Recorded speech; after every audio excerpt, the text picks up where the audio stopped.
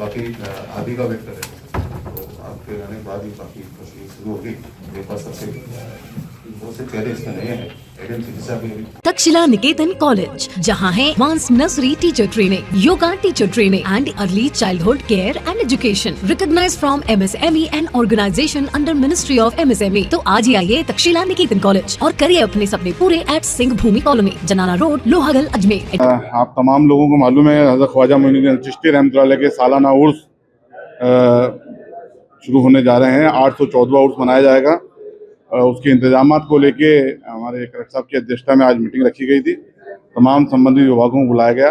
हमारे दरगाह नाजिम साहब ने पूरा उसका चार्ट, पूरा प्रोग्राम, कार्यक्रम सब पढ़ के बताया उनको, और क्या क्या व्यवस्थाएं की जानी चाहिए और उनकी तरफ से क्या क्या व्यवस्था की जाएंगी सब बताया गया है।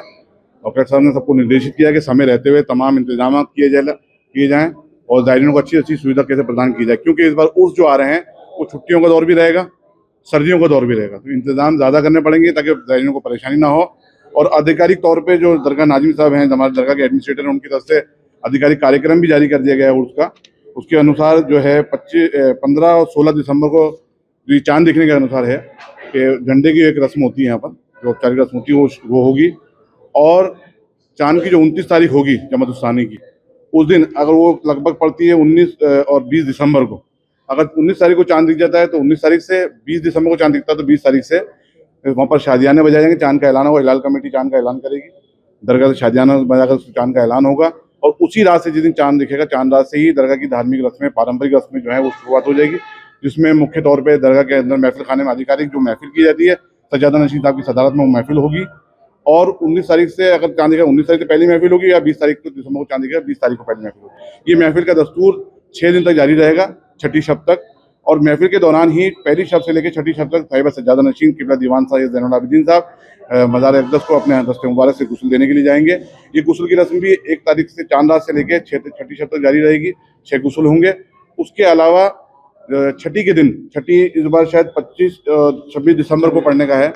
अगर 25 को पड़ती है तो जुमेरात का दिन रहेगा, 26 को पड़ती है तो जुमे का दिन रहेगा। तो छठी के दिन जो कुल की रस्म होती है वो अदा होगी। उसमें सुबह 9 बजे से महफिल खाने में कुरान खानी होगी और 11:15 बजे करीब सज्जादा नशीन साहब की सदारत में महफिल की शुरुआत होगी कुल की।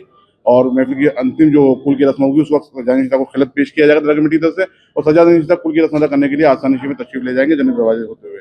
ये धार्मिक रस्म होगी। इसके अतिरिक्त एक हस्ब रिवायत एक रस्म है जो खानका शरीफ की 5 तारीख को 5 रजब को एक महफिल होती है सज्जादा नशीन की सदारत में, तमाम दरगाहों के हेड वहाँ मौजूद रहते हैं।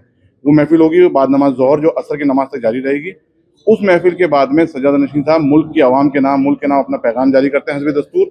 उसमें बाकायदा अपना पैगाम जारी करेंगे और मुल्क की आने वाली जो आवाम ज़ायरीन आए उनके लिए दुआ की जाएगी, दुआ खैर की जाएगी, तमाम साथ खरीद अपने घर वापसी हो। और उर्स का समापन छठी की रस्म के बाद, जैसे आपको मालूम है कुल की रस्म होती है, उसके बाद जन्नत दरवाजा बंद कर दिया जाता है, उसके छठी की रस्म अदा की जाएगी। प्रशासन अपने स्तर पर बहुत अच्छे इंतजाम करता है, चाहे पुलिस विभाग हो, चाहे कलेक्टर साहब हों। कमियां तो देखिए, हम तो सोचते हैं कि सुधार और कैसे किया जाए, कमियां नहीं, कोशिश सब करते हैं, क्योंकि ज़ायरीन आगे से आगे बढ़ते हैं। इस बार सर्दी का मौसम है तो सर्दी के हिसाब से ज़ायरीनों को दिक्कत ना आए। जो टेंट लगते हैं विश्राम स्थली पे वो इस बार एयर प्रूफ हो ताकि ज़ायरीन को सर्दी ना लगे। और ख़ास तौर से नगर निगम से बात की गई है, नगर निगम के लिए कहा गया कि जो दरगाह के आसपास का जो एरिया वहाँ सफाई व्यवस्था सुनिश्चित की जाए। खासतौर से जो नाले की व्यवस्था, वीडियो वायरल होते हैं, इस तरह पानी ना बहे, जो अच्छे मैसेज नहीं जाता है।